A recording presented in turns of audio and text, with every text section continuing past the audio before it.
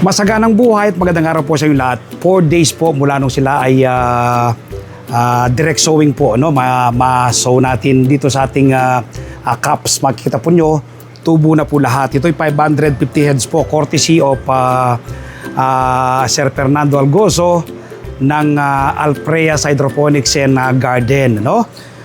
Yung pong ating ginagamit dito ay NutriHydro. No? Nagaling din po sa kanya. Tapos yung iba pang produkto ng NutriHydro like Beba, Subamo, Biocalmag and hydrogen peroxide galing na po kay Sir Chris Tuazon. No? So ito another batch po ng load natin to 550 heads. Yung pong una nating na-load nasa 180 na yung aking napamigay. Ano? Meron pa pong natitira dyan at pinalalaki ko pa. No? Kasi yung all-meti variety of lettuce po hanggang 45 days doon sila ma-harvest. Ano? So papakita ko po sa inyo itong ating another batch direct sowing na ating all-meti variety of lettuce. Sa mga gusto po palang magpagawa ng greenhouse, no? Makikita niyo po yung greenhouse ko. Mamaya itutur ko po kayo dito. So short tour ko kayo. Maximize po siya. Maganda po siya, maaliwalas. Tapos maganda po yung ating naitanim. Pag gusto nyo pong magpagawa ng ganito kagandang greenhouse, i-text nyo po ako sa 0917-867-5197. Text lang po, huwag pong tawag ha. Dadalhin ko po kayo sa tamang tao na gagawa ng yung dream greenhouse. Nang sa ganon, ay hindi po kayo mabudol. So magpakilala lang po kayo, no? Sabihin po ninyo taga saan kayo. Kung gusto nyo magpagawa ng ganito kagandang greenhouse, so kaya na po aquaponics sa greenhouse, indoor and outdoor, no? Gamit lang po tayo ng grow lights sa ating sa indoor. So dito po muna tayo sa ating mga tanim na 550 heads direct sowing na all-meti variety of lettuce. Itutur ko po kayo ngayon dito sa ating smart balcony garden. Yan, 4 days old po, no? Tubo na po lahat. Lahat po tumubo sila. Kakatuwa po, oh. Butan po natin, ha? Yan. 550 heads po yan. Ayan.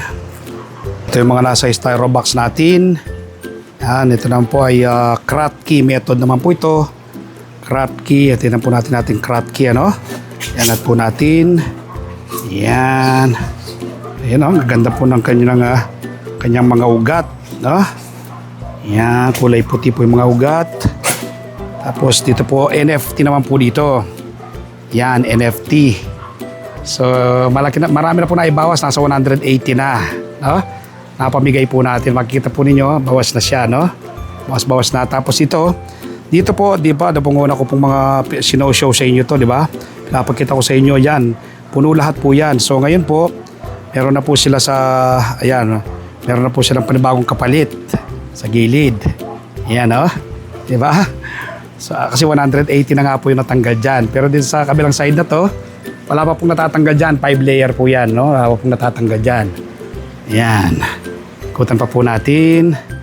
So, dito marami na po tayong napamigay din dito. Ayan, diba? Nakikita nyo po yung bawas na yan.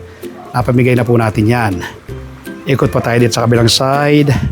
Paikot po kasi itong ating greenhouse. Napakaganda po niyang tingnan, no? Maliit lang is lugar pero na-maximize po natin. Meron po sa sariling solar fan dyan. Ayan, no? Makikita ko po sa inyo. Ayun, yan, no? Kapag po mainit ang panahon, automatic po yan naaandar para ilabas po yung mainit na singaw ng hangin dito sa loob ng greenhouse. Kaya makikita nyo lang po yung ating mga tanim. Talaga naman, no? Napakagaganda po nila. Ayan, so dyan, bawas na po lahat dyan, no? Ito, dati, di ba, puno po yan. Ayan ay bawas na. So, yun po yung ating update, ano? 4 days old na ating direct sowing sa cups. Tapos ang aking hydroponics journey, 36 days na po ngayong araw na to, no? Pero yung ating pong lettuce na una pong na-load, nasa na po ngayon, mahigit na kalahating kilo na. Mahigit kalahating kilo bawat isa. So napakagaganda ko rin po na-amaze, no? First time ko po itong ating journey sa hydroponics, at ang mentor ko nga po ay si Sir Fernando Algozo ng Alpreas Hydroponics and Garden. Ay sinunod po natin ang protocol niya, kaya napaganda po natin ng ganito yung ating mga tanim.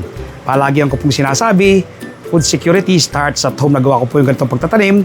Magagawa rin po ninyo. Happy farming po. Bye-bye. God bless. Bye-bye. Bye-bye.